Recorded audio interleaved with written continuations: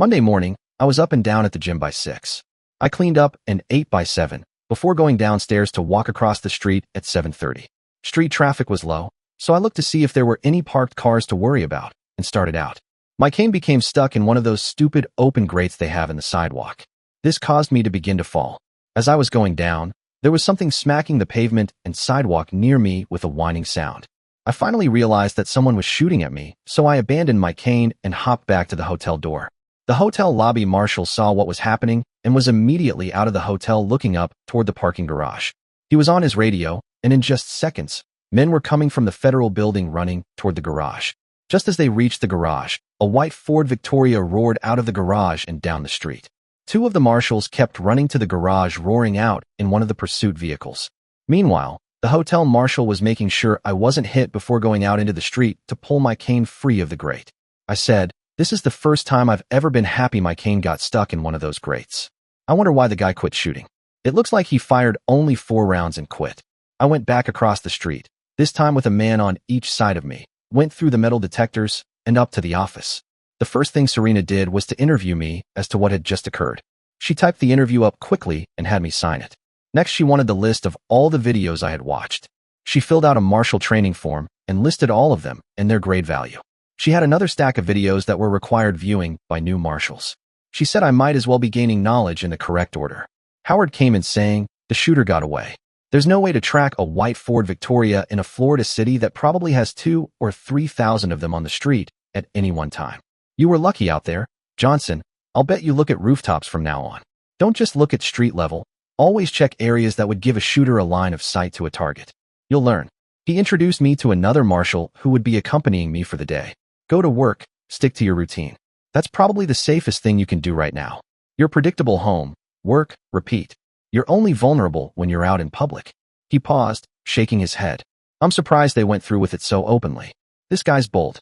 The marshal assigned to me asked, "Want to head down to the range? They've got all the ammo you could ask for. Let's work on your shooting a bit, get you sharper with your sidearm."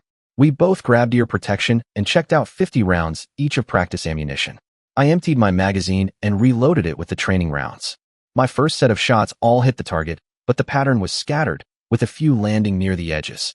The second round tightened a bit, all within the body outline, but still wide. By the 5th round, I had a tight grouping centered around the head of the target. The marshal I was with was just slightly better with his Glock.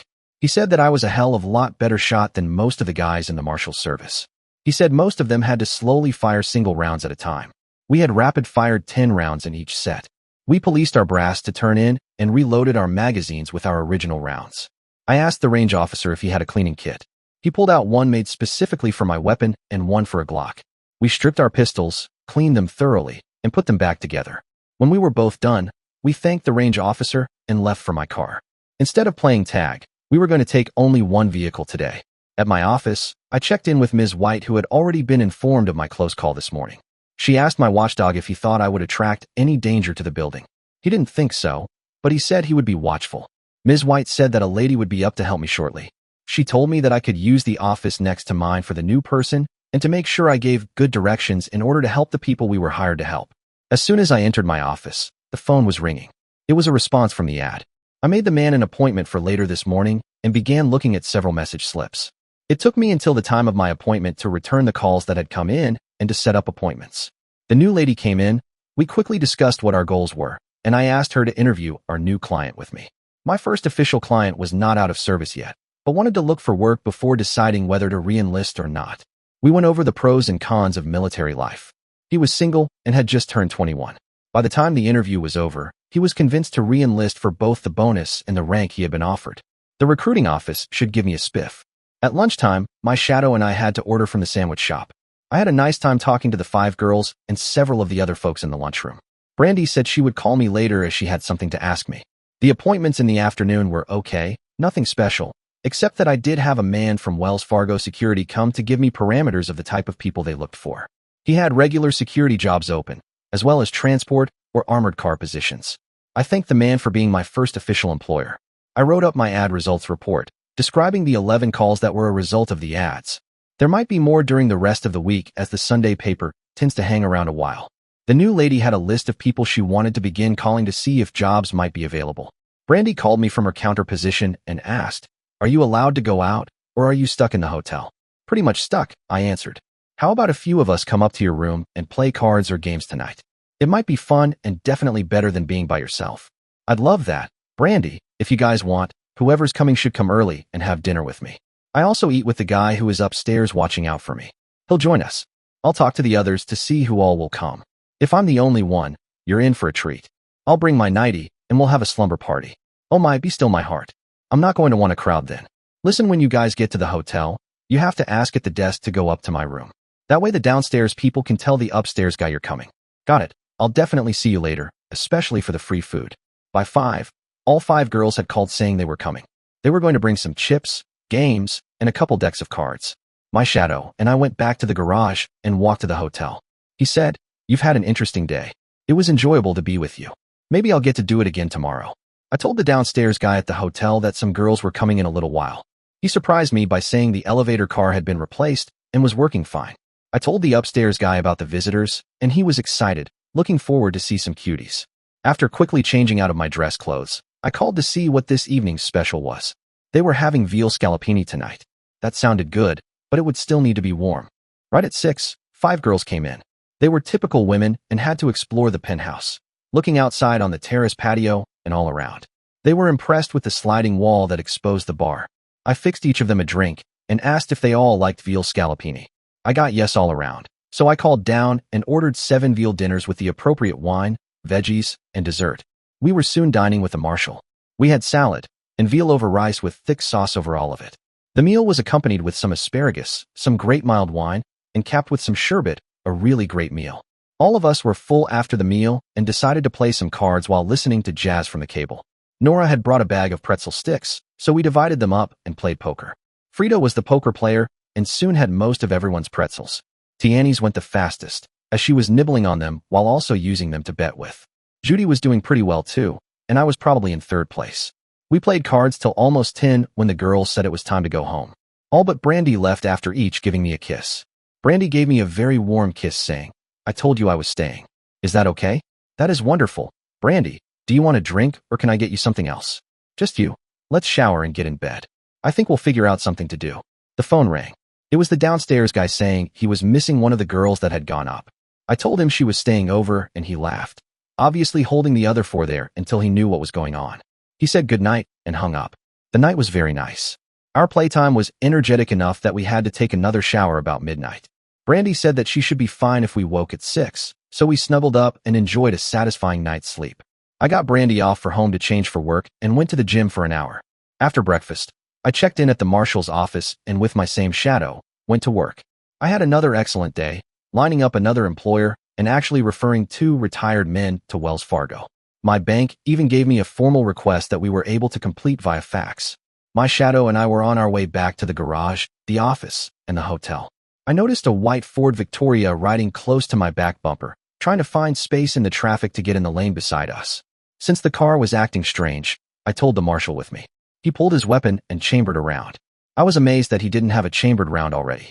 He was smart though, as he didn't turn to look, but made sure I was keeping track of them.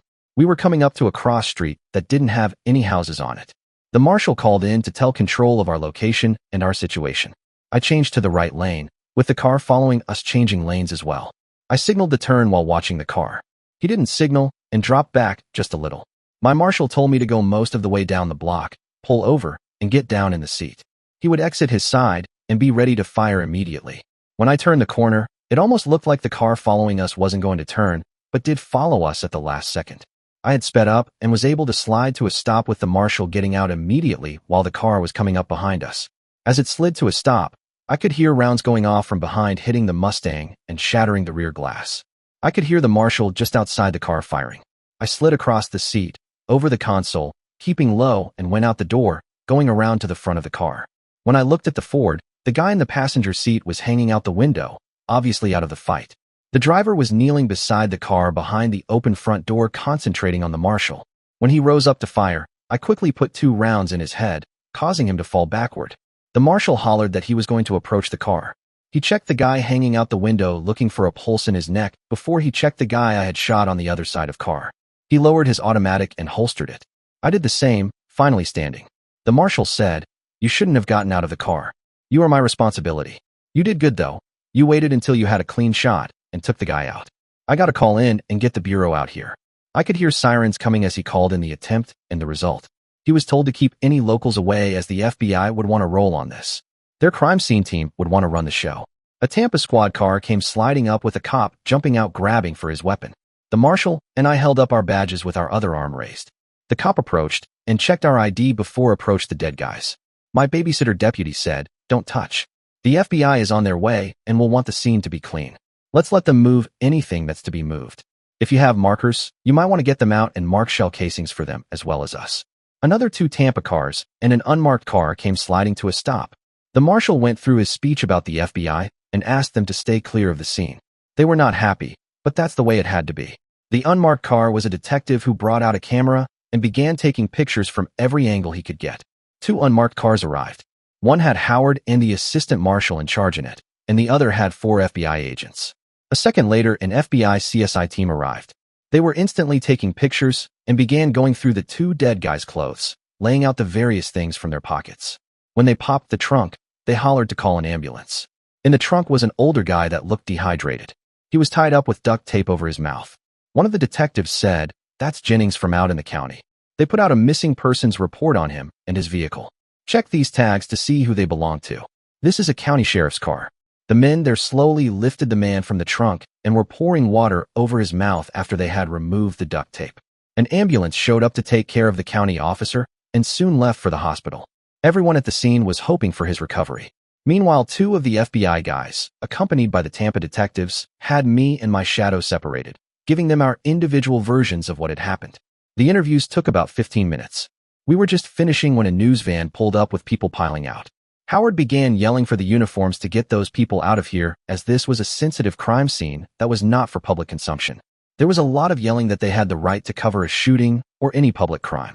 The cops just told them that if they ever wanted access to something that wasn't sensitive, they better get out of there. They reluctantly loaded up and left. My marshal and I kept down in the seat of the car, so we weren't visible to the camera while they had been out. Howard came over and said to me, "You aren't going to be popular with the guys. You let those bad guys shoot up the Mustang. This is the most popular car in the fleet. I've already called the pool so they can fix this thing tonight. It'll be good as new by morning." This is the 3rd time the car has been shot. It's not very lucky.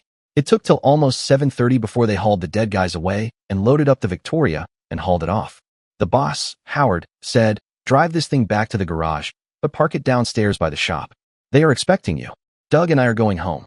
On the way back to the garage, I commented to my deputy marshal, "This is the 3rd time they've shot at me. I'm starting to get pissed. Too bad both of those guys are dead. I would love to hang one out the window to find out who hired him. I wonder if they have anything else from the original goons we had up in the office. Let me check on them and see where they are." He used his radio and asked for the 10 to 20 of the suspects that had been in our office when the attack went down last week. Whoever was manning the radio said they were being held in federal private custody in the lockup there. I asked my marshal, "Are you married?" He shook his head no, so I asked, "Want to go to Reggie's for supper?" He answered, "I'll have to ask if that's all right. Let me call in." When he called, Howard answered back right away and said it was fine, but to be watchful. He told us to call the restaurant before we went though, as they were really busy since Papa's was closed. We turned in the Mustang and checked out a surveillance car, an ugly green Malibu. I called Reggie's and asked for Reggie, saying I was a Fed. Reggie came on the phone and asked, "What do you want, Howard?" When I told him it was me, he said, "Come on over. Metairie is here. You can eat with us." I told him I had someone attached to my hip. He told me to bring him too. "Park in the back. I'll tell security what you driving." We parked in the back of the restaurant and went in the back door through the kitchen. We went to Reggie's office and knocked. We heard, "Just a second." Reggie opened the door with his shirt partially unbuttoned and no tie. He had a shit-eating grin on his face as he greeted us. Ms. White was still straightening her clothes too, blushing a little. We were catching up on some home life. Business has been too good in this restaurant lately. This place is the star right now. We had a great shrimp scampi dinner, along with drinks and wine. We chatted about several things, but never touching on my activities. Ms. White asked my marshal, "Are you guys going to steal my new agent?" "If we can, ma'am. He's already proven himself in a couple of hairy situations. I'd love to have him as a partner. The service needs men like him." Even the FBI inquired about him. Ms. White said to me, "I guess I'll have to up your salary to compete with these other agencies. I'll fight for you, Chad. We really need some young male blood in the agency, especially some that's honest." After eating, I let the marshal drive us back, as I had had several drinks. Once we parked, we checked the street thoroughly before he accompanied me to the hotel. We said goodbye, and I checked in with the downstairs man and went upstairs. The hall guy was someone I didn't know, so I got acquainted with him and went inside to get ready for bed. It was nice to get off my stump tonight. It was a little sore from standing so much earlier. I had twisted the mount around, and that bruised me a little, so I would be tender for a couple of days. I stretched out in bed and was quickly asleep. At 6, I was on my way to the gym, followed by breakfast and a guarded walk to the office. My shadow was there waiting, and I asked him if we could go down to the range. I wanted to clean my weapon, and I was 2 rounds short. While down there, I asked for the combat series on the range and loaded 3 additional magazines they loaned me. The range positions were automated and were pulled back, and multiple obstacles were positioned. The range officer walked me through their combat series first and did it again to explain the best angles to fire. He said the first series wouldn't give me any decisions, all targets. 40 rounds later, I felt pretty good that I had scored a 90. That was good in my way of thinking for a first run. I loaded my magazines while my partner did the series, and next it was my turn for the decision series. This you had to be a lot more accurate, and you were not ever as fast. I had 40 rounds in 120 seconds. Top scores were about 90% hits in 75 to 90 seconds. The decision series seemed easier than the target series. I was done in 87 seconds with 5 rounds left, scoring a 94. My partner said, "Holy shit, that's got to be damn near top score at the range." The range officer said, "You'll have to meet January. She's an FBI babe that is really good. She's going to some competitions this summer. You two might want to team up. Don't get doe-eyed over her, though. I think she hunts in the other forest, if you know what I mean." I smiled and nodded. The officer advised us, "She does a consistent over 90 and right at 70 seconds. It's really neat to watch her. Come just after lunch, she shoots almost every day, even weekends when she isn't on duty or gone somewhere." We cleaned up our brass and our weapons. I begged a couple of extra rounds so I would have full magazine. My martial partner, Ted, wanted to go upstairs a minute before we left. He went to Howard, who was talking to Serena and a couple of guys. The boy wonder just shot a 94 in 87 seconds. "What do you think about that?" Serena said, "You and Jan should get together. Maybe you can change her persuasion if you shoot with her." Howard said, "Leave FBI girls alone. They try to steal my men all the time." Ted and I walked to the garage to find the Mustang ready to go. His radio went off. "Ted, Chad, come back to the office. The boys from downstairs need to talk to you." We walked back to find 2 FBI guys in the office. The one said, "A federal judge just signed a writ of habeas corpus on Papa. I don't know how they knew he was here, but they served it in our office. We have the federal attorney general's office working on an appeal, as we want the guy classified as a terrorist. I wanted to let you know the man might be getting out. We'll find out by noon." Howard said, "Call Ms. White and tell her you have to stay here for a while. The way it's going, she might as well hire someone else for that job. It's going to be a while before you're back among the unwatched." One of the FBI guys said, "The Beltway guys tell us that this group you've run into is national in scope and probably has every major underworld guy in the states involved. It's just another of their lucrative businesses. They're going to be pissed for a while for us catching on. You, Mr. Johnson, will be the object of their passion for a good while. They just hate to let someone like you get off. It's a thing they have." Howard said, "He's just trying to tell you that we may have to put you into the Federal Witness Protection Program. That's where we change your identity and put you somewhere no one will look for you. I think I'll take my chances here for a while, at least until you guys get tired of boarding me." Serena smiled. "We can keep you just like you are for 6 months before we have to begin convincing you to go into the program." I looked at Howard and the FBI guys. "Instead of that, let's just clean this thing up and make it too hot for any of them to continue their hunt for revenge." An FBI guy said, "Phew, that's a lot of dead guys. You know those damn bullets can get you too." I nodded. Serena said, "Come with me, honey. I want you to have something." The guys all hooted and hollered that Serena was going to give me something very special. She blushed and said, "I wish," softly as we were going into the supply closet. "What's your jacket size, honey?" "This is a 44, Serena." She thumbed through a bunch of vests and pulled one out. "Put this on under your shirt. These are all Type 4 vests. This will stop everything up to a 50 caliber. You're still going to get broken ribs and bruises, but it's better than dead." Serena added, "That's why you're taught to do headshots in some situations. Most everyone goes for the body. It's a bigger target. If you get hit, even with a vest on, it's going to knock you down. Hopefully, you'll still be alert and able to defend yourself." I tried it on, and it fit nice and close. The material was surprisingly thin, so you didn't bulge out because of the vest. I tucked in my shirt, and Serena said, "Let me," as she tied my tie and helped me on with my coat. She gave me a sweet kiss on the lips. "Wear this and take care of yourself." Back out in the office area, Howard noted the vest. Good idea. Should have thought of that before. Hey, Ted, get a vest. Or at least remember to wear yours tomorrow. Ted nodded and headed toward the supply closet. Howard took a call and cursed as he slammed the phone back into the cradle. We have to let that slime ball out. The judge is only asking $50,000 for bail. Howard looked confused and got back on the phone. How does he rate only 50 when we have him cold on conspiracy to commit murder? I could only hear this side of conversation. What do you mean we don't have enough evidence? We have witnesses. Huh? How? Damn. How did somebody get at them? Who was it? No way. How in the hell did they get to him? Oh shit. I'll be right down. I want to help. Howard looked around and said, all of you, come on. We have to help the boys downstairs. One of theirs is in trouble. We all went into the FBI offices and right through the reception area into the main office. Howard said, okay, McAlley, all of it, so we can all hear it. We found the 3 guys we were keeping in private custody, cold this morning. Papa was down there too, but he was fine. We pulled the video of the rooms and saw Billy D come in and go to each of the 3 guys' cells and leave. Billy wasn't on duty, and when we checked the sign-in logs, his name didn't show up. We had the video, so we picked him up out at his house. He kept saying he can't leave because some people had kidnapped his wife and his 2 daughters. They were going to hold them until he offed the 3 stooges we were holding. The agent continued. We left, except we left Charlie Martin with him. About 15 minutes later, a guy calls and tells Billy, you ain't getting your family back till you off Chad Johnson. Billy tried to tell them that Johnson was guarded too tight. The voice said he didn't care. Either Johnson gets dead or he uses the daughters for a Saturday night party. The guy said he'd send his old lady's head to him for a souvenir. I must have looked bad as the FBI chief agent said, you don't have anything to worry about from us. You're safe. We have to find Billy's wife and kids ASAP though. I offered something. How about setting something up so it looks like Billy does shoot me? Make it out in the open where everyone sees it, and you make a production out of arresting Billy. If you were to bring him back here for custody, it wouldn't be out of the ordinary. Make me look like a DOA and have the coroner's van come out to pick me up. Have me swapped with the stiff they already have and spirit me away somewhere. If I have to go into protection, fine, but let's get his family. Howard said it might work. I hate to send the kid into protection, but we have to get Billy's family back. He's going to fry for those 3 hoods. If he's lucky, he might get some kind of homicide. It's hardly justifiable though. Billy's family will be free, but he won't be. The FBI chief said, let's set it up. We'll do it out front of the building. Hennigan, go over to the coroner's office and have them load an unidentified homeless guy into the van. All of that office knows how to keep their mouth shut. Load up a magazine with blanks.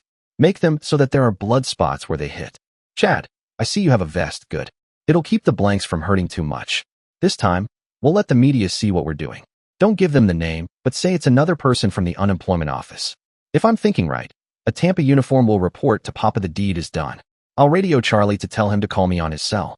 We'll get Billy moving toward the office. Let's make this happen. As we were going back upstairs, Howard said, you don't have to do this. I can get someone to look like you. Not enough time, sir. Just do it. Where are you going to take me afterward? What can you plan? We'll set you up in Orlando for a while. Grow a beard or something.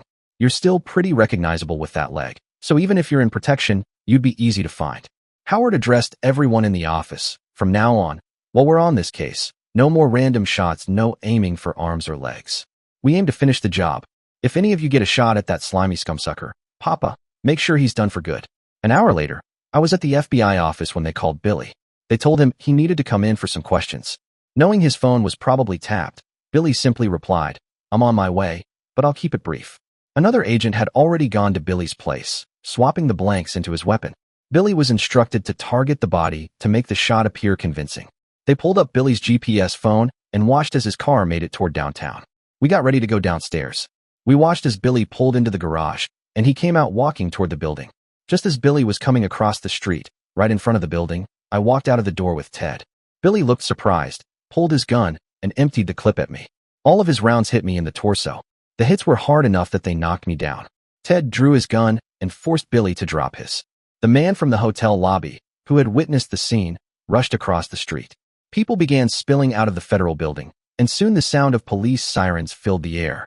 A medical technician from inside the building approached, pretending to check my pulse. He moved as if closing my eyes. One of the security guards emerged and covered me with a sheet. Serena was there, visibly upset, making a scene. While I lay there, I was told later that a limousine pulled up across from where I was. Papa Nardelli rolled down the rear window and shouted, "You don't mess with me." Nobody messes with Nardelli. He was lucky no one decided to shoot him on the spot. Billy was cuffed and sitting against the building, ready to be taken in.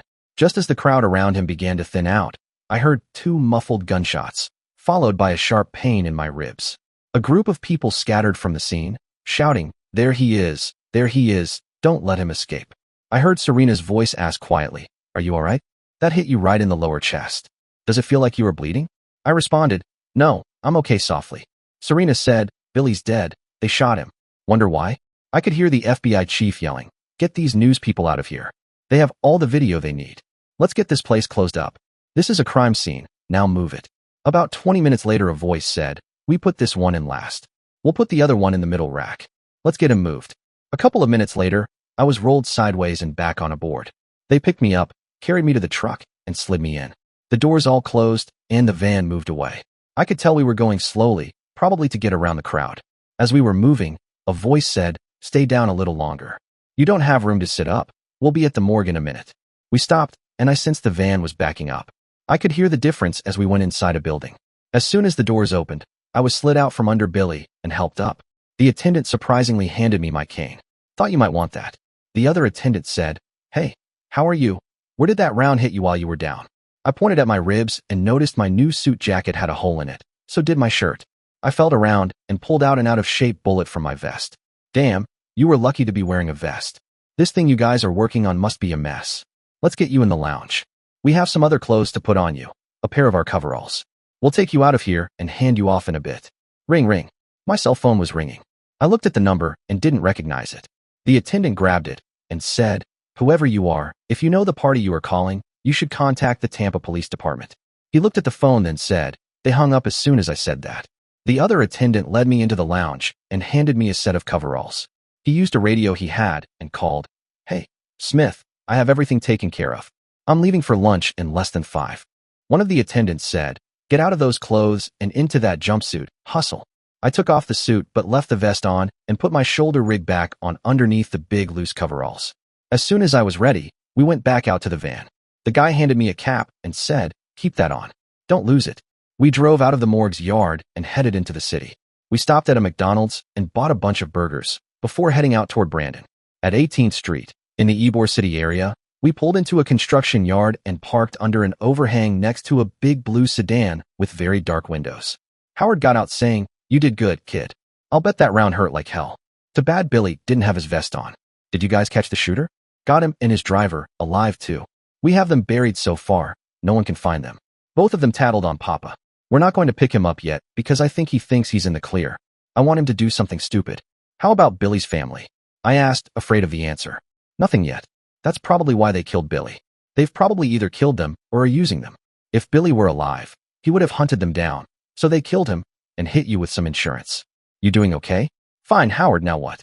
Howard thanked the morgue attendants and told them to go back to work. He turned back to me and said, "I'm putting you up in our bungalow for a couple of days. You'll like it. It's better than a hotel room, and you can even swim in the heated pool. The food isn't as fancy, but it is healthy." We drove out to the Carrollwood area down a private street, with large homes on even larger lots. As we pulled up to a house, Howard used his cell phone to dial a number, and the garage door opened.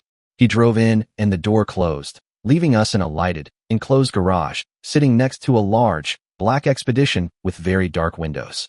When Howard opened the door to get out, I followed. I followed him right into the house to hear him call out, "Hey, Bobby, you have a guest. Come meet him and feed him." I was wondering why Howard was smiling.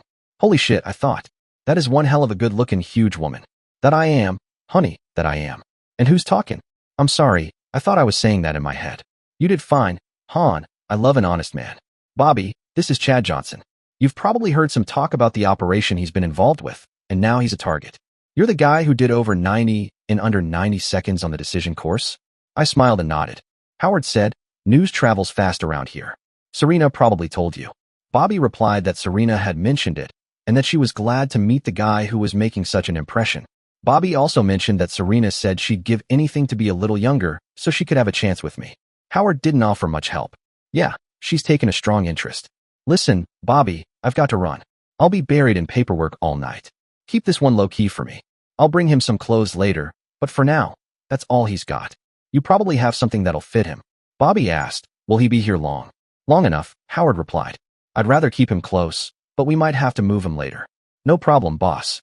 I'll make sure he's taken care of until you figure things out."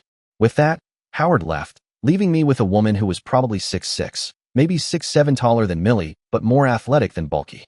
She had a commanding presence, her height and build making her striking. "You have shorts on?" she asked. I nodded. "All right.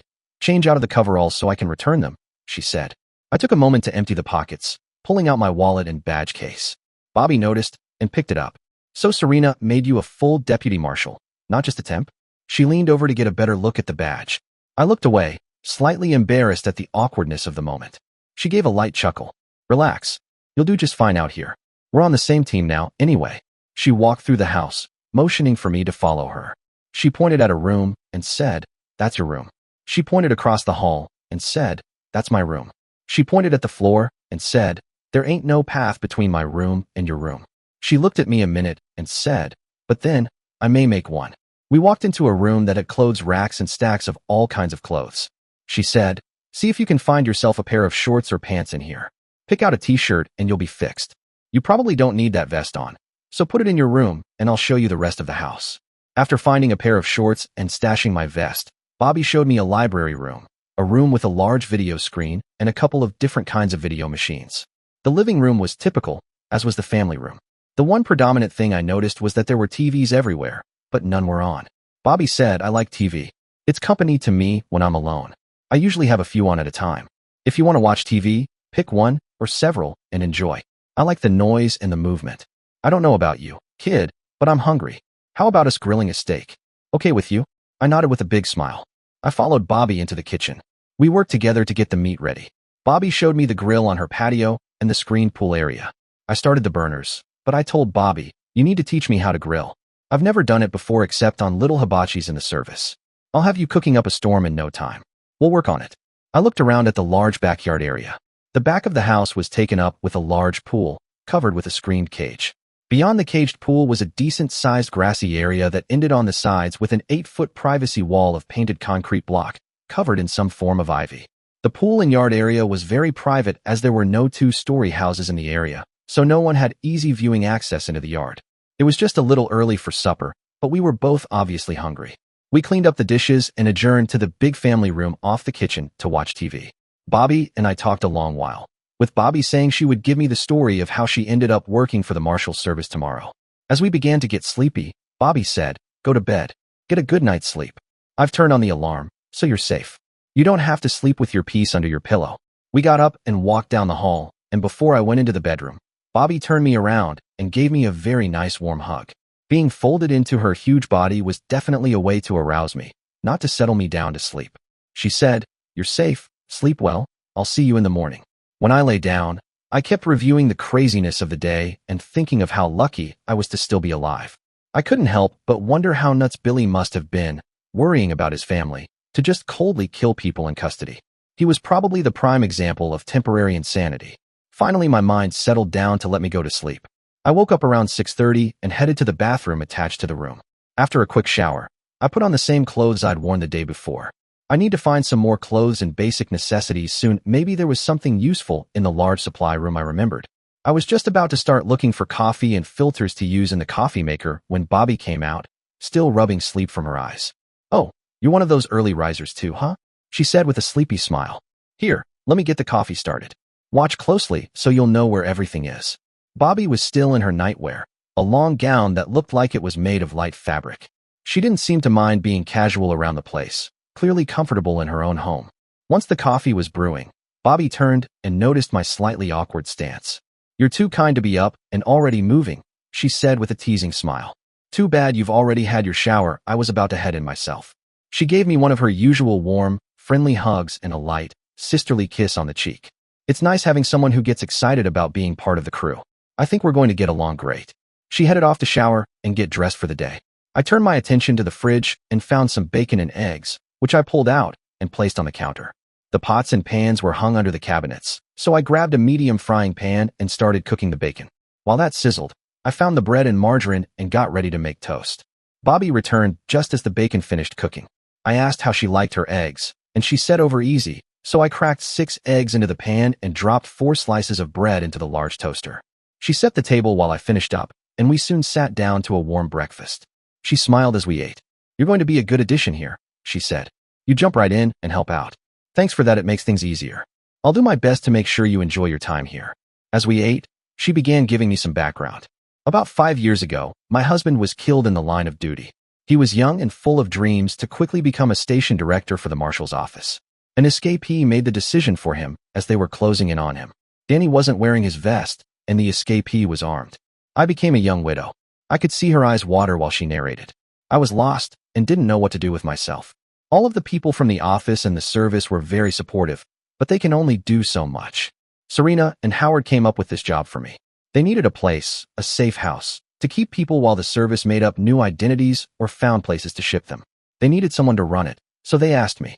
I said I would try it out and was even involved in buying and remodeling this place. The rest is history.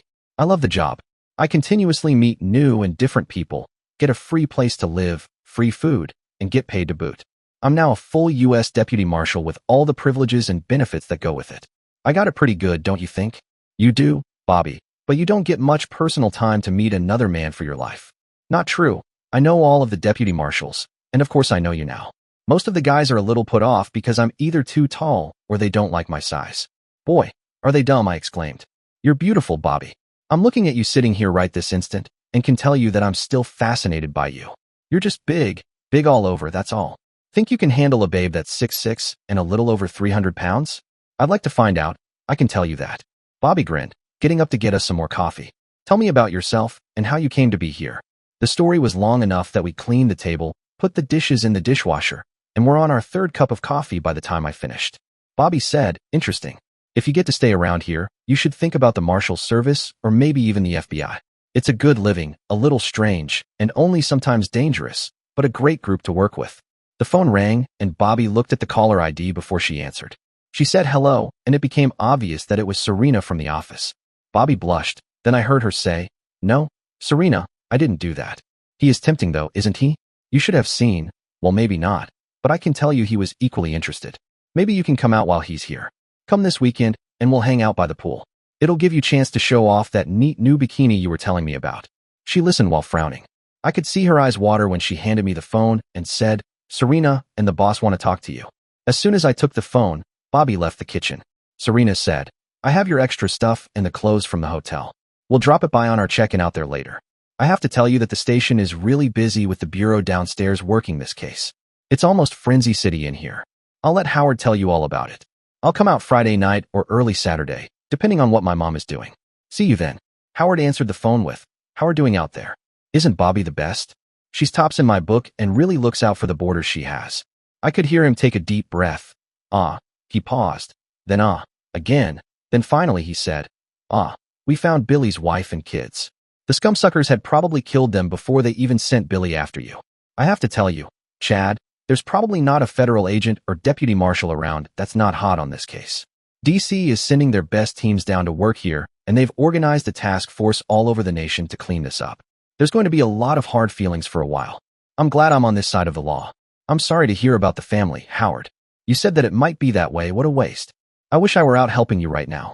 Tell you what," Howard said, "have Bobby take you through the video classes while you're out there and go over department functions and rules. You're already sworn in as a full deputy marshal, thanks to Serena, so you might as well be ready to do whatever a marshal does. If I can, I'll bring you into work, but right now your presence is too much of a distraction. It's better that you're considered a non-entity now. Read today's paper. It has a huge story on this whole thing. Get on the internet. Have Bobby show you the service's website and see how big this thing is. We caught Papa last night trying to take off somewhere in a small airplane, so he's back in custody as a flight risk. The federal judge revoked bail indefinitely. His lawyers are going nuts petitioning the courts. We have the last 2 shooters we caught yesterday and have picked up a dozen or so of Papa's people. All are in private custody, with special precautions around the whole place. We should not have a repeat of what happened to Billy. Anyway, stay safe, stay loose, and let Bobby teach you. She's a great gal. Enjoy yourself and relax. We'll get you out as soon as we can. Let me speak to Bobby, okay?" I called out to Bobby, who picked up an extension. As soon as I heard her say hello to Howard, I hung up. A few minutes later, Bobby came in saying, "I wish I were active in the field. I'd love to be the one to put some holes in those guys that killed Billy's family. God, how horrible."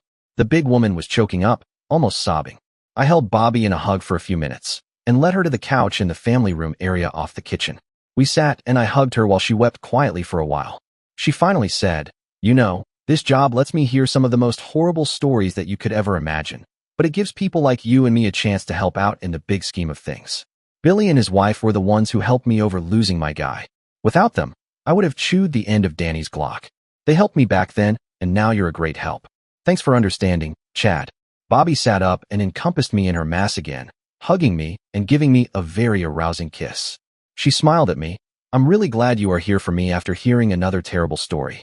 You make me feel better about myself. She pulled away and said, come on, let's put our swimsuits on and go out to the pool. I'll get my manuals, and we'll begin your training after we splash around a little. Bobby, are there swimsuits in the clothing room? She smiled. Maybe we should do this without the swimsuits. It might be more fun. She paused and said, yeah, there are several in there. Go get one that's comfortable and that fits. I found a suit, then used my cane to sort of walk out to the pool without my fake leg.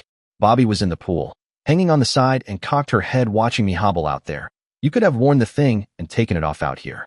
I nodded and said, I need to get what they call a sports peg. They strap on and off quick, but those things cost as much as a good prosthesis. I'm going to work on making one myself and save $600 or $700. Bobby asked, you have more than one of those, don't you? No, just this one. I'll get another one soon, so I'll have a spare when the cup and straps wear out. It takes forever for them to repair those things. I went to the side of the pool, deciding this section was deep enough.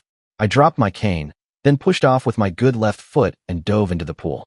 Swimming is great exercise for someone with a prosthetic, as it helps develop upper body strength and engages my good leg and thighs, especially in a scissor motion. I'm a decent swimmer, but Bobby pushed off and powered through the water alongside me with ease. She had strong strokes, and her larger build and strong arms helped her move faster than me. I tired out after about 20 minutes of intense swimming, and Bobby was breathing hard too. That was a good one, Chad. Most people just splash around and call that swimming. You really swim like I do. It's nice to have a good swim partner. Do you like to work out? I laughed. Truthfully, not really. But if you ask whether I work out, the answer is yes.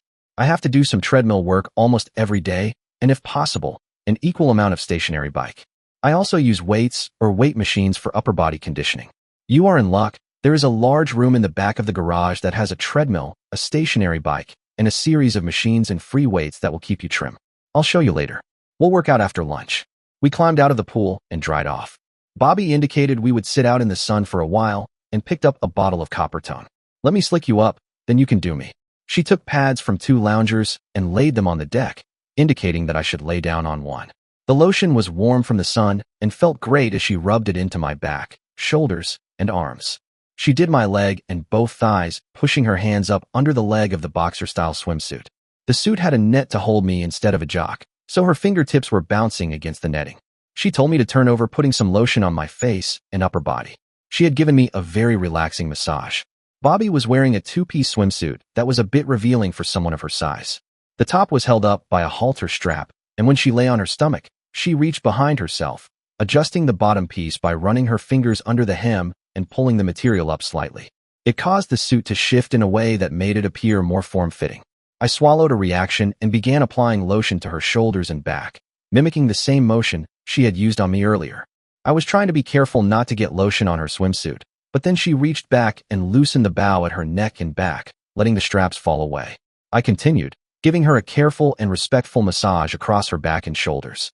As I moved down her arms and sides, I noticed her overall frame. She was a tall, athletic woman, very fit and strong. As I applied lotion to her legs, I could feel the defined muscles in her thighs. Her size and strength were striking. I focused on the massage, keeping my thoughts in check and staying professional. When I paused and leaned back, she turned her head slightly and asked, "Want me to turn over?" Almost automatically, I responded, "Sure."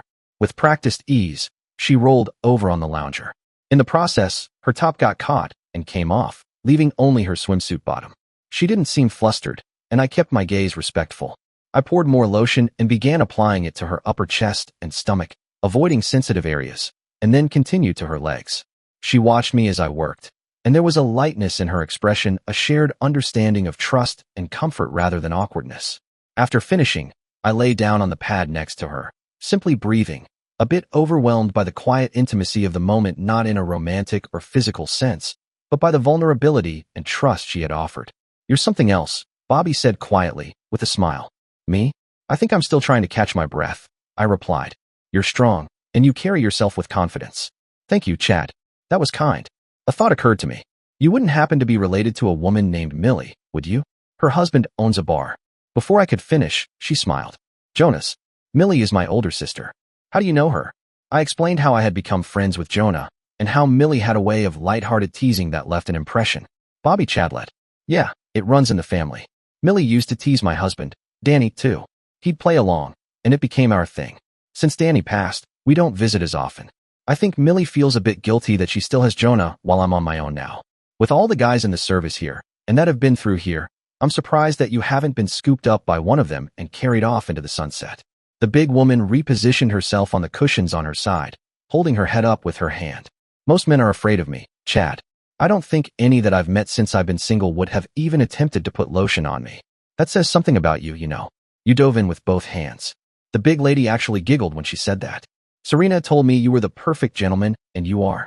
You did exactly what you were supposed to, always respectful, never overstepping, even if you had the chance. Wait till I tell Serena about our day together, she's going to be so jealous. She mentioned the amazing dinner you treated her to, and how thoughtful you were the whole time. I paused for a second before answering. Serena told me when we first met that she felt like she was too old for me. That's never stopped us from being good friends, but I couldn't start something with someone who didn't feel comfortable from the beginning. It wouldn't be right. You know, I'm quite a bit younger than Serena, she said. And the little bit I may be older than you doesn't matter to me at all. She smiled. I love the way you respond to me, even when you're just sitting there quietly, eyes closed. We both laughed, the moment light and teasing. We lounged in the sun, enjoying the quiet warmth of the day. The connection between us felt easy and comfortable, a calm understanding forming without needing many words. Eventually, we slipped into the pool to cool off. The laughter continued, the closeness now something more than just coincidence. Later, she looked at me and grinned. You know, I wouldn't mind if this day lasted forever. I smiled back. Neither would I. Ring, ring, ring. Damn, Bobby said, pulling from me. The phone's ringing. I have to get that. She pulled herself easily from the pool, hustling into the kitchen to answer the phone. She came back outside carrying a portable phone saying, Yep, I've been giving him some instruction, but we haven't gotten too far yet. She smiled at me and said into the phone, Yes, sir, he seems pretty relaxed and comfortable here. Yeah, you know I'll feed him well. He's a lot of fun to be around. I'll keep him for as long as you want. She listened a while. Oh, Howard, quit teasing. I should be so lucky to get a guy like Chad to be interested in me. Yep, I have the front perimeter boundaries set. Who even knows this place exists? Only a few in our office know about this place. That's the way you've always kept it. Okay, he doesn't need any extra clothes right now. I have enough to take care of what he needs. Yes, sir. I know that if I need anything I can call you anytime. Okay, I'll ask him and let Serena know. All right, Howard, I'll look for you tomorrow then. Make sure you call me before you come, so I know to look for you. I'd hate to neutralize you trying to drive in the garage. The boss is being overly cautious. He says he thinks some of the men are being tailed when they move from the garage.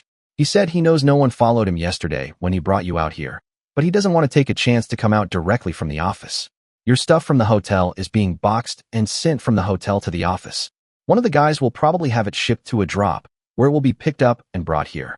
Bobby came over and helped me out of the pool and had me hold on to her as she dried me off. I used my cane to hobble over to sit under the patio on a fancy outdoor love seat. The big woman came over and sat next to me, turning toward me. She looked at me and said, Chad, do you have many close relatives like a mom or dad, brothers, sisters, grandparents, aunts, uncles, cousins? I looked at her and said, my immediate family was all killed in a car accident while I was on my first tour over in Iraq. That would have been my mom, dad, and a sister. Both grandparents passed away over the last couple of years, and the only aunt I have is a recluse up in Montana somewhere. I remember it is up around Helena. She went up there after a boyfriend jilted her and stayed up there. That was my dad's sister. My mom's kin are all down in the Louisiana bayou. They're Cajun that lives out on the swamp islands. I've never been there, and I've never met any of them. Mom ran away from the swamp when she was 15, met and married my dad when she was still 16. That's why I stayed in the service and kept going back to war zones. It wasn't a death wish, but it was a way for me to laugh at it. Bobby patted my hand and said, well, stick around here and I'll lend you some of my kin. Besides Millie, I have 4 more sisters, both younger and older. The 2 youngest aren't married, but of course Millie and my oldest sister are married. I have 2 brothers, one older and one younger than me. She smiled at me and said, and yes, all of us women in my family are big, really tall and strong. Wait until you meet my mom. You'll be amazed. She's nearly 7 feet tall. When she was younger, She worked in a circus and did carnival sideshow performances as the world's tallest woman. Part of her act involved lifting heavy weights to demonstrate her strength. That's actually how she met my dad. He was brought on as her assistant for the weightlifting act. He's only about 5'8" or 9 and really slim. But something sparked between them, and before long, my oldest sister was on the way. They got married but stayed with the circus for a while, working as clowns while she had Millie and my older brother. When she was pregnant with me, they decided to settle down near here and raise the family. My dad had been a mechanic for the circus. He also helped with sideshow setups, so he opened a small shop here. He still runs it in Bradenton with my two brothers, working on trucks and cars. I didn't mention my brothers earlier because I didn't want to overwhelm you. Henry is 6'7" and weighs around 400 pounds. Donnie is about 5'9" and pretty slim, maybe 140 pounds. Hard to believe they're brothers, but they're really close. Both are married and actually live next door to each other. Their wives are twins and both are around average height, but they're strong, confident women. So far, they each have 2 kids, and that might be it. After telling me about her family, she grew quiet, staring out over the backyard and the pool, lost in thought. I pulled her close to me, enjoying the skin-to-skin contact, but feeling the powerful muscles beneath her soft exterior. You know you are one hell of a big, beautiful woman. According to Millie and my sisters-in-law, I don't qualify because I'm not fat. I'm just big. They say you have to have a lot of extra pounds to be a BBW. Well, I'm the beholder, and I think you are one big, beautiful woman. Damned, you just fascinate the hell out of me. You're so sweet. You know, I'm not supposed to fraternize with guests, but you really don't count 'cause you're part of us. We maybe shouldn't fraternize with fellow employees, but I think it's all right under the circumstances, don't you? Thinking about it a second, I answered, you know, Howard may have sent me out here for just that reason. I think he figured we might get together. The person who will have figured that out is Serena. You'll have to ask her in a backdoor sort of way. I'll do that when I call in this afternoon. I talk to the office twice a day every day. If I don't call or talk to them within the specified times, they are out here in a flash. I forgot a couple of times over the years, and each time, there were 5 or 6 cars here. There was something that bothered me. Since I've been here, I haven't noticed any hardware. Do you have any protection here? Or is it not good to have something like that in a safe house? Honey, I have a better arsenal than McDill AFB. Let me show you. Bobby led me into the house, both of us still naked. By the front door was an umbrella stand. She lifted out an MP5 from behind a couple of big umbrellas. Over by the kitchen door to the garage, she pulled another MP5 from behind the refrigerator. Next, she pulled out a counter drawer on the other side of the door, and there was a Glock 22. She led me throughout the house, showing me various handguns and MP5s. Bobby stopped at the door to her bedroom and said, "Don't be mad at what you see in here, because it's part of what's necessary to keep this place protected." She opened the door and led me into the bedroom. She pulled a couple of bifold closet doors open to display 12.5 video screens. There was the front of the house, the patio, pool, and backyard, each room in the house, the garage, and there must have been 4 cameras on the roof giving a good view of the perimeter on the outside of the fence and down the street from the house. In the closet with the monitors were additional rifles and several boxes of handguns, along with multiple cases of ammunition. Bobby looked at me and asked, "Think that's enough?" All I could do was nod. We went back to the kitchen where she said, "It's time for lunch. I have some roast beef for sandwiches. How about a roast beef with pepper cheese, lettuce, tomato, and some jalapenos? Want plain mayonnaise, or would you rather have horseradish spread?" Just the thought had my mouth watering. We fixed a couple of big sandwiches, and she pulled out a Coke Zero and held it out to me questioningly. I nodded and took it. She got one for herself, and we went back out to the patio still stark naked. We sat at the table on the patio, enjoying the warm breeze while eating the delicious sandwiches. When we finished, Bobby asked, "Want to lie down for a few minutes and let our meal settle, or would you rather look at training videos?" "I'll follow you teach. Let on."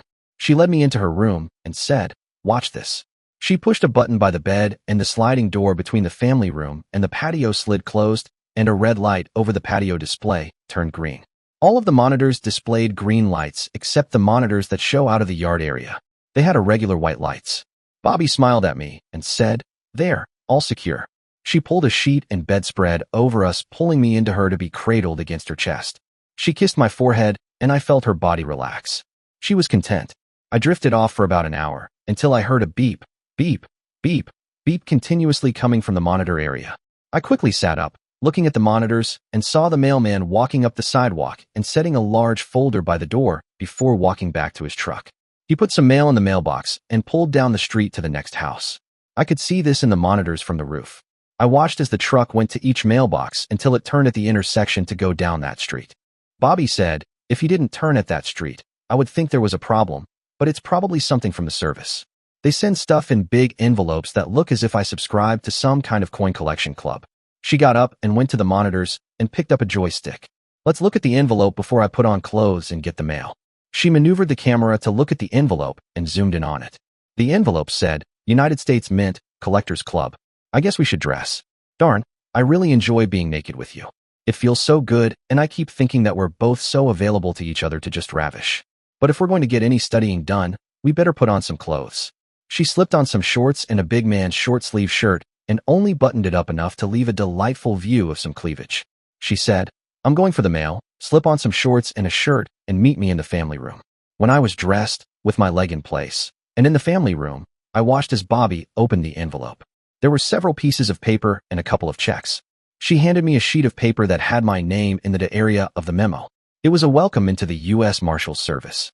It explained that my swearing in had initiated all of the customary benefits of a deputy marshal at the grade of corporal. If I were to complete the list of training requirements below, I would be eligible for promotion to sergeant. Upon reading the list of training videos, I discovered that I had already watched all but one. Serena had already tested me on the others, so she must have forgotten the remaining one, or she had a reason not to give that one to me. Bobby said, you're pretty important property to the service. They even sent me an extra stipend in order to purchase any special materials for your comfort. I suppose I could go into city to the strip clubs and pick out a couple of dancers for you. No reason to do that, though. All I have to do is call my two younger sisters. They would be out here in a heartbeat, putting on a show for you. So what was your note all about? I showed her the note and explained that I had already completed and had been tested on all of the videos except the one. She checked the name of the video and said, I have that. We'll watch it in a bit, and I'll test you on it afterward. Now that you know you need to absorb what's on the videos, you'll remember them.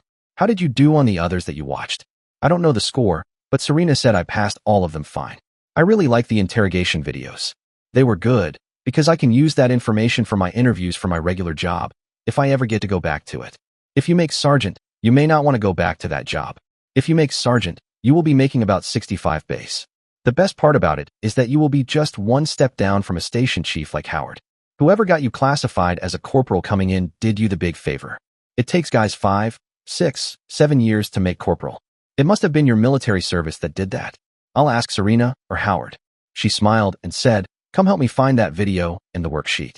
Let's make you eligible for sergeant your first day of training out here. First, we put away the mail that we had received before we went to find the video. In her magic closet, she had a shelf come down on some kind of motorized rotating basis. It took 3 shelves before we found the video and training packet. The video was on hostage negotiations. The service kept a hard line on hostages, not compromising to the kidnapper unless directed by Washington. All of the information was pretty straightforward until it got to the documented situations. There were 6 case studies, where 4 were completed saving the hostage, but 2 cost the lives of the hostage, and one of those also cost the life of a deputy marshal. All of the videos had the good and the bad. It seems as if the service lost a deputy in almost every type of confrontation at one time or another. It was good that they documented it on the videos so you knew that the job had risks. After I filled out the test, instead of giving oral answers, Bobby faxed the sheet to Serena. Once it was gone and a confirmation received, she called, turning on the speaker of the answering machine, while she was on the handset that went with the cordless set. Bobby, well, Serena, you can send Chad in so he's on the sergeant list now. Serena, I know. Isn't it neat they gave him credit for his military service? Howard reviewed his military record and said Chad had several commendations and honor medals. I'm typing up the transmittal for his sergeant grade right now. Considering he's in protective custody, he might get the grade almost overnight. Once he becomes sergeant, he might be allowed to come back to life and help track down the rest of the bad guys.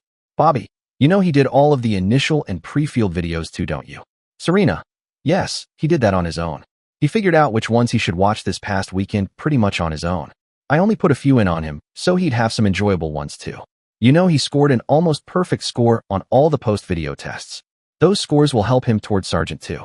Bobby, do you think some of the other younger or newer deputies will be jealous? Serena, I don't think so. They all saw how Chad figured out that he needed to be taken out of the picture, and he even planned out how to do it.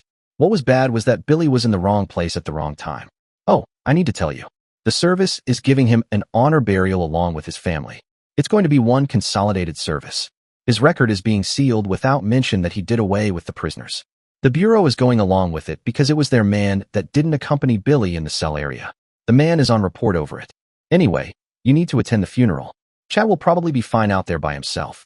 He's pretty resourceful, and he doesn't scare very easily. Bobby, let me know when it is, and I'll be there. Serena, it's tomorrow morning at 10.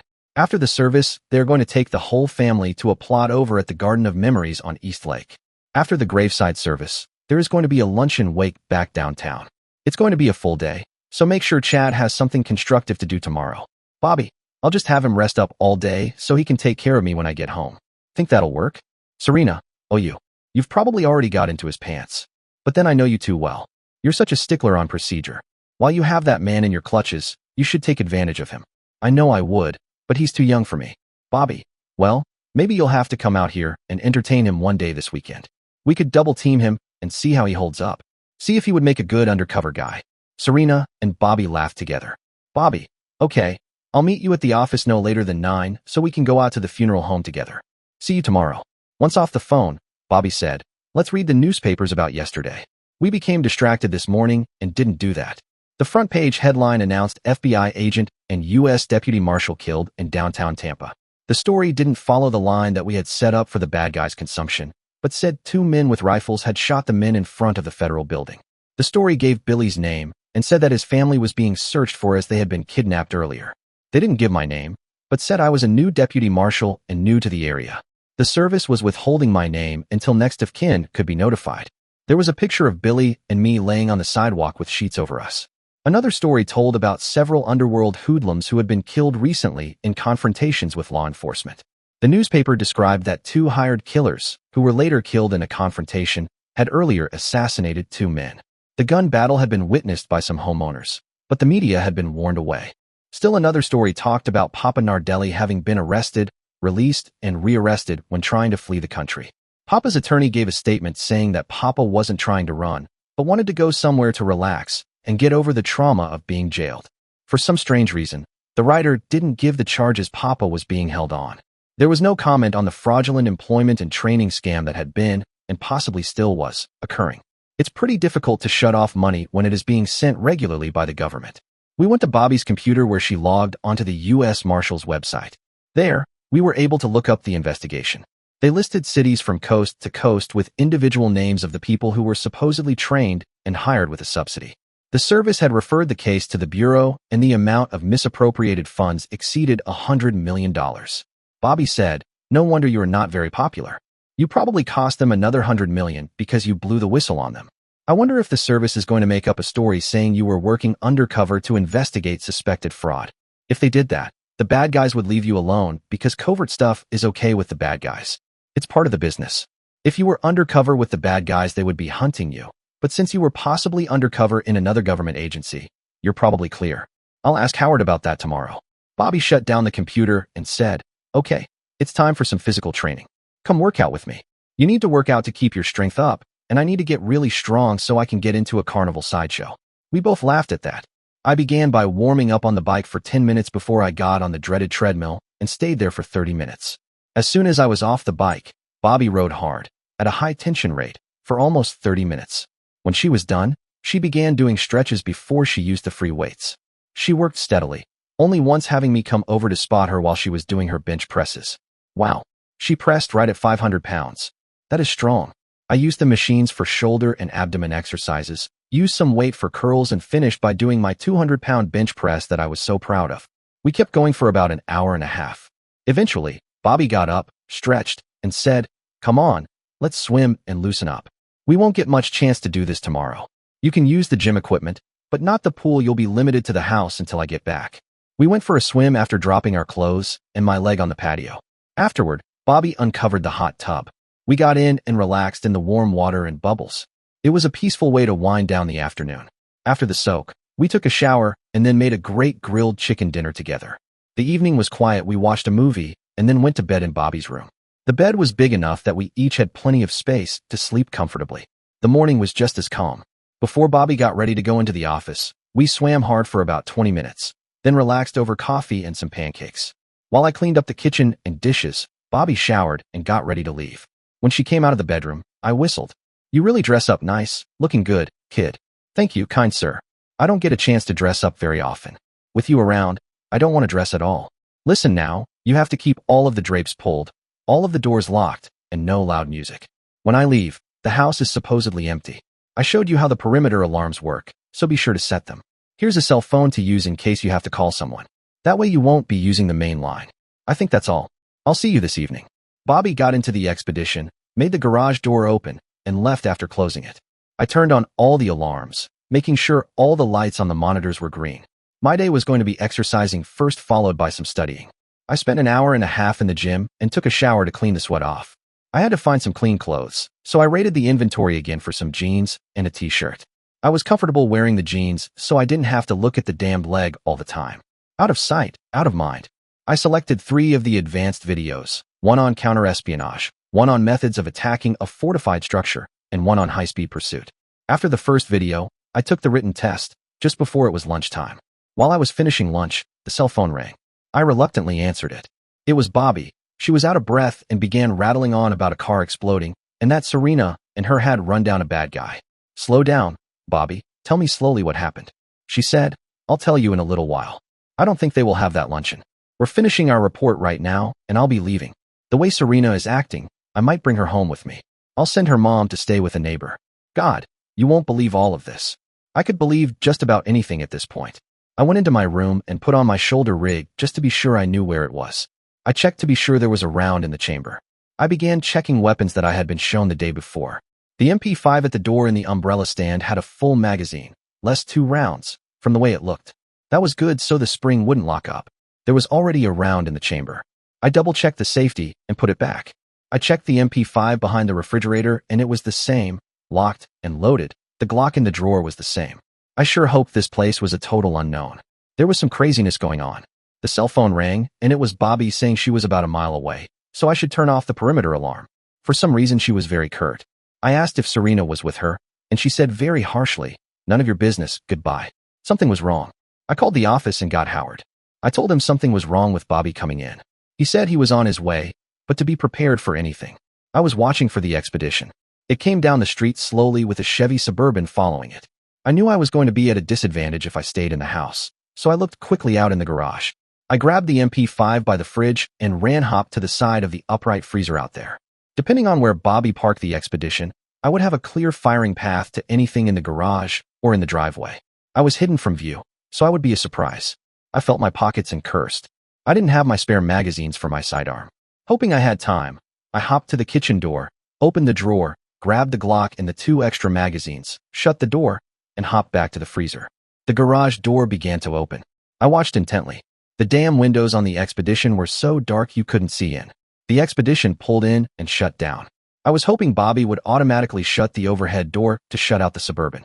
Just as the rear passenger side door opened, the overhead door began going down. A man said loudly, "Hurry, go open the front door." I saw people getting out of the Suburban before the door shut all the way.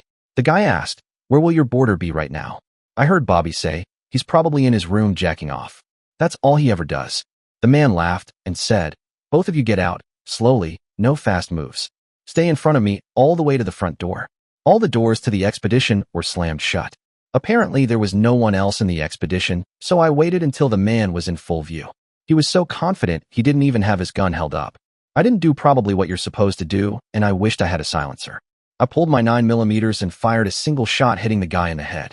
Sure hope his blood didn't get all over the garage wall. It would be hell to cover up.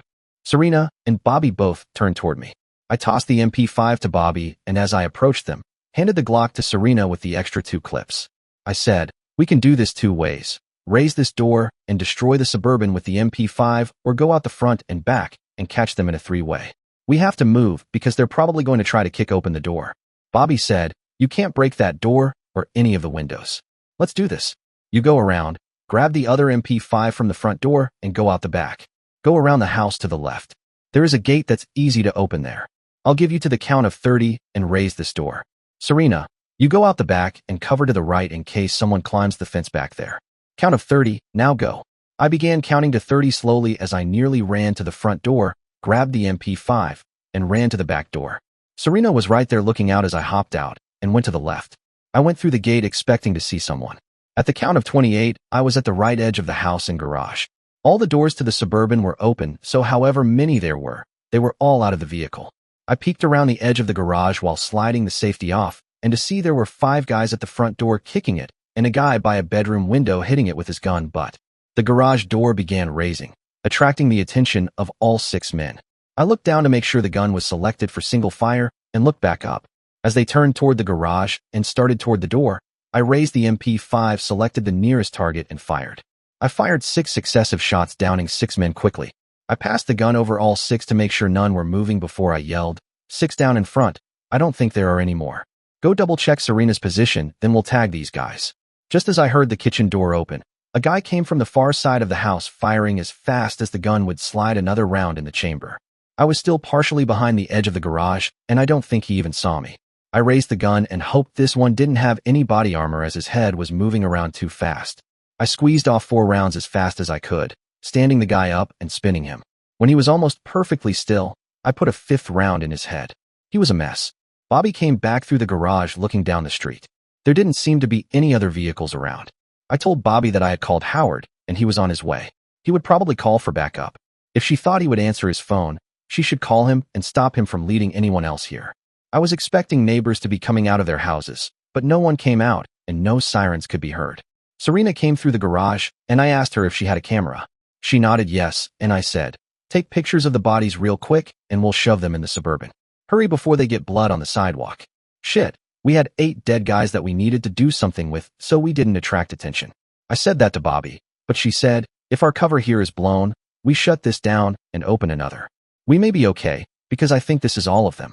They caught Serena and me as we went into the garage to get the car. I think they were going to use us like they did Billy's family. They could tell we were part of the service because I was parked in a service slot. Howard apparently told Bobby he wasn't being followed because a car was following another marshal that broke off from Howard to mislead whoever was following them at the time. Howard pulled up and parked, blocking the driveway. He came up and looked around. "Good, Serena's documenting the scene. What were you going to do, Bobby?" She looked at him and pointed at me. I said, "I want to load the bodies into the Suburban so we can get them out of sight. I also want to get the blood off the sidewalk as fast as possible. Do we need the bureau, or do we have to call the sheriff's department?" Howard said, "We can do what we need. We're autonomous in this situation. Thank God those MP5s are quiet. No one's called the cops. Let's get the bodies in the Suburban." I hobbled over to the Suburban and dropped the seats down so the back would be open. I went with Howard, and we loaded the guy from the garage into the truck first. Howard quickly went through the guy's pockets, throwing everything from them on the ground. He told Bobby and Serena, "Go through those guys' pockets and pull everything out. Do the closest first so we can get him in the truck." Bobby said, "Chad, you do the pockets. Let me put these slime balls in the truck. It's easier for me to do it. I have 2 good legs. Hey Serena, write down ID info from each of their wallets and stuff it in their shirt pocket." I couldn't argue, so in the essence of time, I went through the first guy's pockets quickly. While Serena was doing the second guy, I switched to the next. We leapfrogged till I was at the last guy, who was pretty nasty. He was the crazy fool firing at me. I cleaned out his pockets and pulled his coat up over his messy head. Bobby and Howard had all 8 guys quickly stacked in the Suburban with the doors closed. He took the keys out of the ignition, then used the remote to lock it up. He said, "I'll call the bureau and have their tow truck haul this to their station so they can do the bodies. Let's gather the junk from the pockets and get them in individual plastic bags." Thank goodness Serena and I had kept the junk separate. All had a wallet and all had a cell phone. Some had keys, they had some change, but a couple had notes about various people, our people, written on them. Howard had Bobby park the Expedition the way it was supposed to be parked, and he had me move the Suburban while he parked next to Bobby in the garage. To make it easier on the tow truck driver, I backed into the driveway on the Expedition's side. Then, on second thought, I parked the Suburban on the street. I was happy to get out. The smell of the bloody dead bodies was not pleasant. We all went inside, but Bobby walked out to the mailbox, looking up and down the street closely to double-check that none of the neighbors had witnessed anything. Inside, Bobby said, "Now that I've seen how it's done, I think I can do this if it happens again." Howard asked, "Why did you go for headshots on all of them?" I looked at him like he was missing something obvious. "Body armor." He blinked. "I didn't think of that. Makes sense. I guess it's pretty common these days. If I were going into a fight, I'd have some too. How'd you know to expect that? A lot of the guys I've seen in combat zones wore armor. Hard to bring them down when they've got it on. If you can't land a headshot, you have to hit their bodies enough times to stop them, slow them down, disorient them, maybe even knock them off balance. When they stop moving, that's when you aim for the head. Howard nodded. You're going to have to teach that to the team. Everyone, men and women. He turned to Serena and Bobby, then asked her, you staying out here tonight? Serena exhaled. Yeah, I think I need to. After all that, I just need to decompress. I didn't pull the trigger once, but it feels like I was the one firing the whole time. Hard to believe a secretary could end up in something like this. Howard said, Secretary, my butt, you're the assistant station chief. If you didn't know that, you haven't read your mail for a couple of years. Serena smiled. Yeah, I'm more of den mother than an assistant station chief. Amazing, we haven't had an incident in almost 15 years. Gimp here comes along. And we have an incident a day and even get me involved. I'll tell you one thing, Serena, Howard started. Someone will come get you from this point until this thing gets put to bed. You and your mom are not alone. If I have to move you into the hotel, I will. I already have teams set up to watch everyone's family, or they are going on long trips. No repeat of what happened to Billy. Howard cocked his head. Sounds like the tow truck. Check it out to make sure it's ours, Bobby. Bobby hit a button and a wall in the family room opened to show a duplicate set of video monitors. It showed what must have been a familiar sight and face as Howard headed toward the door. Outside, two men in coveralls got out of the tow truck. One went straight for the chains and lift controls on the long bed truck while the other came over to Howard. Howard said, Hey, Jeff, so you got assigned to this one. Sorry about so many, but our newest guy got a little firefight happy. I have all of the pocket stuff inside. I'd like to look at it and document it before I hand it over. Would that be okay? Fine, just do it on form so I don't have to do it again. I'll assign a newbie to double-check it and to tear everything apart. You didn't shut off the cell phones, did you? I sure as hell did. Bobby said, I don't know if any are GPS phones, but I didn't want to take any chances. We removed the battery on all of them. When you get them, you can do whatever you want with them, but I'd bet there isn't much information you get from them. Howard said, Good thinking, Bobby, you've done the series on covert storage, I see. Damn right. I've done every module having to do with this place at least 3 times, and several probably a half dozen times. I want whatever I do to be second nature and not have to think about it. She turned around and looked at me. Hell, this guy is as much of a curve as you can send me. Whoever heard of having to store a dead deputy marshal in protective custody? They didn't cover that one. Jeff said, maybe you should write a new training module. Bobby said, I'll let Serena do that. I think she'll have something to add for inside deputy marshals and their vulnerability. We sure didn't anticipate this one. Howard said, you and me both. We should have after what Billy went through. The Bureau and us screwed up big time. You're taking this to the warehouse, right, Jeff? Right. The center needs to take this truck apart, as well as autopsies on the shooters. Since you've stripped them already, it's going to be harder to identify them. Serena said, we wrote down the driver's license info on each of them. It's in their shirt pockets. That'll get you started until you get the rest of the pocket junk. None of them had a lot in their wallets. So far I haven't seen any easy tells. The truck may give you more info than the shooters and their stuff. We were all standing next to the big tow truck, with the Suburban up on the bed chained down now. Another black Suburban was coming down the street very slowly. I was watching it as the windows on our side of the truck came down. I saw what looked like a barrel stick out the window. I said quickly but not too loud, everyone, in back of the truck, quick. Bobby, I'm going to try for the rifles. Serena still had the Glock and Bobby pulled a Glock from her waist. Jeff, Howard, and even the tow truck driver all pulled hardware out as they moved to the back of the truck, watching the car as it approached. The tow truck driver was the only one to speak. Damn, those scumsuckers better not shoot my new truck. Christ, it took 3 years of begging to get it. I hopped to the house door and into the kitchen, grabbing the MP5 there. Coming back through the front door, I grabbed the MP5 from the umbrella stand. There was no time to go back to my room for my extra magazines, so I looked out the door to see the Suburban almost stopped on the other side of the tow truck. Bobby saw me coming and met me halfway, grabbing the MP5, checking it for a chambered round, and checking the safety and firing position. If it was where I had left it, it was still on single fire. A confident shooter always chose single fire over full auto. Bursts are good sometimes, but you can't carry enough rounds and magazines for full auto. The truck was moving again, and I could see the far side rear door open from my perspective. They're coming out the back door on the far side, I nearly yelled. Jeff moved around to the back edge of the tow truck, kneeling down to give himself a lower profile. The others were directly behind the tow truck now. I made it to the truck and dove underneath to roll farther under it, edging forward to get a firing angle at the near side windows. Just as the truck came even with the tow truck, a round was fired from other side of the truck. I couldn't see the shooter because of my angle, but I was looking into the eyes of the guy in the near side window. He had a surprised look on his face as he tried to get the barrel of the AK-47 he had out the window. I snapped a shot and luckily hit his cheek. That distracted him long enough for me to aim before putting another round in his face. The driver's window came down, with the driver beginning to point an automatic of some kind at me. I hit him before the gun was even pointed my way. The Suburban lurched forward, leaving two shooters on the other side of the truck fully exposed. They looked stunned and began shooting wildly toward the house. They were both hit with multiple rounds within a split second. At least one of my rounds hit each of them. I rolled out from the truck the way I had come in, following the truck that was now being at least partially directed down the street. As it rounded the bend in the road, Bobby said, "Let's run, the street's a dead end. There's a cul-de-sac about 100 yards down that way." Howard said to the tow truck driver, "Move your truck to middle of the street, block anything from leaving, and get on the other side. Serena, you stay here with them." Bobby, Howard, and Jeff were sprinting down the street, Howard and Jeff with handguns, and Bobby with the MP5.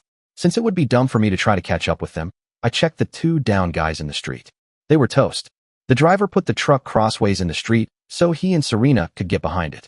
I didn't know what to do, so I went to the far side of the house and looked through the other open backyards trying to see something. The trio was standing around the car with their weapons pointing at it, and a guy with his hands up standing next to the passenger door. Considering they had the situation under control, I turned in time to see another damn Suburban coming around the corner, heading toward the driver and Serena. I yelled, "Move, get on this side of the truck." As they were running around to the other side, a guy came out of a sunroof, and with some kind of small rifle pointing at the pair moving around the truck. I threw my MP5 to my shoulder and snapped a body shot. The man jerked back, but wasn't down. I took the time and put one in his head. The passenger window opened, and another guy leaned out the window with a handgun. I popped him before he could get off a shot. Next, I aimed at the driver's dark side of the windshield, letting off 3 quick rounds, then shot at the other side of the windshield with another 3. The car lurched to a stop in the middle of the street about 50 feet from the tow truck. I knew more people were probably in the Suburban, but not how many. I yelled at the driver and Serena, "Stay down, there's more inside that truck." I slowly went forward, keeping the tow truck between me and the Suburban. As I got nearer the tow truck, I yelled, "You're outnumbered. Get out of the truck slowly with your hands up. Be very careful. I'm a little trigger happy today." The tow truck driver was at the front of his truck covering the passenger side of the Suburban, while Serena was kneeling down, using the outside rear tire as a shooting position. I saw a hand stick up on the far side of the truck and noticed the rear door of the truck start opening. "Serena, watch closely, someone's coming out the back." I began moving parallel to the street, keeping the MP5 pointing at the rear of the car. Just as I passed the driveway, the rear window on the driver's side exploded, and I heard a misformed round whine past my head. I let off 3 quick shots in return, just as a head leaned out past the back tailgate area, with a handgun pointing at me. I fired 2 shots and the bolt of the MP5 locked open. I dropped it and pulled my pistol. I was trying to remember how many rounds I had left, but couldn't remember. If I had at least one, it was better than none. I kept approaching the truck until I looked through the open rear tailgate to see no one moving except the guy on the side of the truck with his hands up. "Move to the front of the truck and keep your hands high." I began checking the down men to find that there was a guy that I had not seen that had been hit on the other side of the rear window shooter. He wasn't dead, but he was damn near there. He was hit in the neck and blood was gushing out. His eyes had the look of dead fear while he clutched at his neck. Of the truckload of 6 men, only one was still standing. I had the live one stand still while I patted him down and had him move toward the 2 trucks. I hollered, "Who has cuffs?" The driver said he had some and went to his truck, coming back with some. I kept my pistol on the guy's head while the driver cuffed him. "Take him over and sit him on the grass. Take him apart again." I didn't do a good job searching. Now the sirens were coming. That was a lot of noise not to be noticed. Howard and Bobby were walking 2 cuffed men back toward us when 3 county sheriff's cars came sliding around the corner. Thank goodness I had my badge in my pocket, so I held it up in the air. Serena had hers as she had put hers in the waist of her skirt. The tow truck driver held his up as well. 3 deputies jumped out of their car, pulling their weapons, yelling for us to put ours down. I yelled back, "I'm a U.S. Marshal, and this is our crime scene. Stand down. Come and identify yourself." The 3 deputies were stunned. They weren't used to being challenged.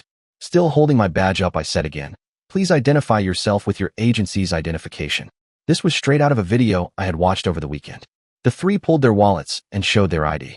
I told them, "One of you call your supervisor and begin doing traffic until we can get the crime scene people out here. Keep traffic totally out of this area. I don't care whether they live here or not." The 3 deputies walked back to their cars just as 2 unmarked cars came around the corner. One was obviously a federal car, as it had the front U.S. Marshal plate on it. That one pulled up next to the Suburban, while the other car stopped to talk to the deputies. 3 more unmarked cars came around the corner, all with federal front plates on them. They stopped, blocking the street, with men rapidly climbing out of them at the ready. The two men in the unmarked car behind the marshal's car got out and approached, showing their badges. One was a little huffy, saying, "This is our jurisdiction, this is our crime scene." Two men, who had gotten out of the marshal's car, said from behind them, "Identify yourselves and do it slowly. There's been enough shooting today. Slowly get your IDs and hand them back here. Until we release this area, this is a federal crime scene." Again, more words right out of the video. Cool. The other marshals had watched it too. 6 FBI agents walked up and asked, "Do we need a cleanup truck?" Serena had come up next to me and said, "I already called in. They're on the way. I asked for your 2 trucks and ours. We have a lot to go over." I asked the agents, "Do you guys have cameras? I'd like to document this area and go down the street and document the car around the bend."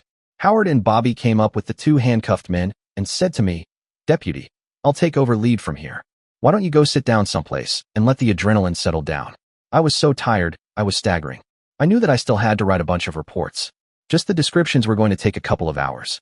At least Serena and Bobby could help me on the first one. Howard and even Jeff could help on the second, and Serena and the tow truck driver could help on the last. I got the attention of one of the marshals and pointed to the MP5 on the ground. "Photograph that piece, then take it in the house." I looked at Howard. Howard had a serious look on his face and said to Bobby, "Guess you need to start packing." The 2 detectives didn't understand, so Jeff flashed his badge and said, "This obviously was a safe house. It's been compromised, so it has to be moved.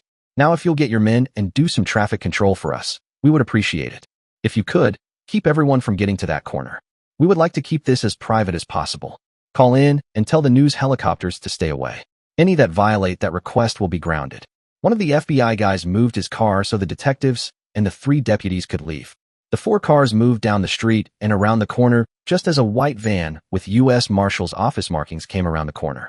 It was followed by 2 more white vans with FBI markings on them. A 4th white van came too, but had no markings. Howard commented, "The cleanup crew came along early. That's good." Bobby came to me and said, "Let's get you inside before you collapse. You've had a busy day." "No more than you and Serena," I said, hobbling toward the house. "We've been paid to do this for a long time," Bobby said. "You shouldn't have to start out this way. Besides, I think you accounted for every down man out there. The 2 that were exposed from that second car were hit by all of us, but you hit them too. I noticed that you used up an entire magazine. When are you going to learn that you reach down inside the umbrella stand for some spares before you go out?" Inside the house, the first thing I did was to go into my bedroom and find the other 2 magazines I had and slide one home and put the other in my pocket. I put the gun back in my shoulder holster and went into the kitchen where it looked like Bobby was pouring a drink. "If that's for me, Bobby, I don't want one until everything's put to bed out there. Coffee would be great though." Bobby looked at me saying, "Where's your adrenaline rush? How can you still be standing? I'm about dead and you're still coherent." "I'm bushed, but you forget, I've had several years of that sort of thing, and with guys that were a hell of a lot more deadly than those guys. This was all pure reaction.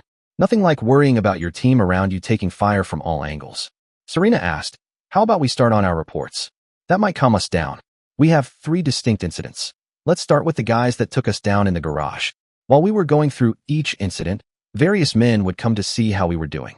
Howard and Jeff came in, saying the 3 of us were going to be put up for commendations. He said to me, "I don't think the service has had many deputy marshals that had multiple incidents their first few days." It was dark by the time the other 2 cars were up on flatbeds and cars began leaving.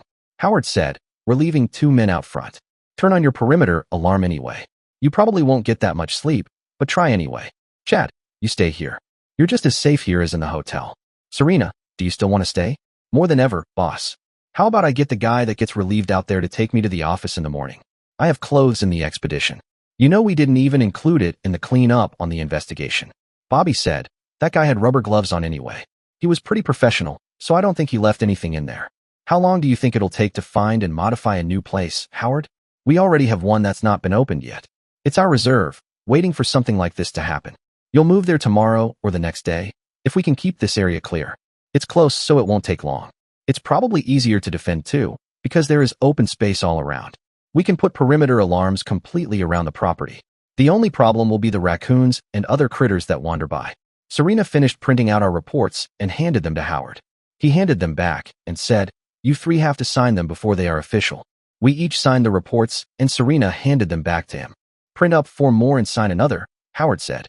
"Serena, you bring the signed one in and each of you keep a copy." Have it around with you for the next week or so, because you can bet a bunch of people from DC are in the air as we speak. No one downs 8. Or in your case, a couple dozen bad guys in one incident without getting a psychiatric exam. You did those 8 guys, 4 from the second car, and what, 4 or 5 from the last car. It'll take you all night carving the notches in your gun. Anyway, you guys are probably going to have to come in tomorrow morning. Chad, you're alive again. You can just get your clothes yourself in the morning. If you want, you can wear something in and change once you get to the office.